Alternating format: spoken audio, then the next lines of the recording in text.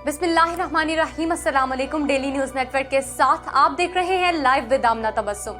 आज हम बात करेंगे पाकिस्तान में नई और पुरानी हुकूमत का मवाजना करेंगे। जी नाज़रीन, अवाम जो इस नई हुकूमत के लिए बहुत बेताब बैठी थी, हज़ारों उम्मीदें लगाई बैठी थी, आज वो सारी उम्मीदें दम तोड़ती नजर आ रही हैं। अवाम सख्त परेशान है, खुसूसन वो लोग जो इमरान खान की हुकूमत में महंगाई के हाथों तंग आकर इस नई हुकूमत से उम्मीदें लगाए बैठे थे। लेकिन ये बात खुलकर सामने आ चुकी है कि शायद हुकूमत वक्त की सीट पर बैठते ही इंसान की नीयत बदल जाती है।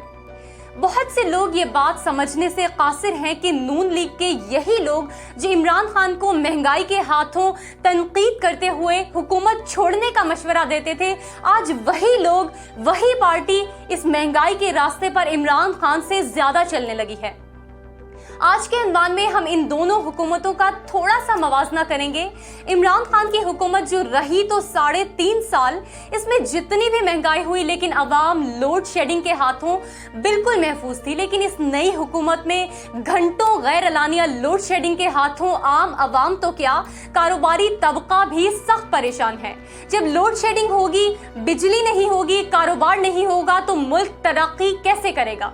ये कैसी तब्दीलियां हैं जो पाकिस्तान की मुआशियत को गिरा कर लाई जा रही हैं। अगर IMF की शराइत की बात की जाए तो भी पेट्रोल और पेट्रोलियम मसनूआत की कीमतों में 30 रुपए मजीद इजाफा कर दिया गया है।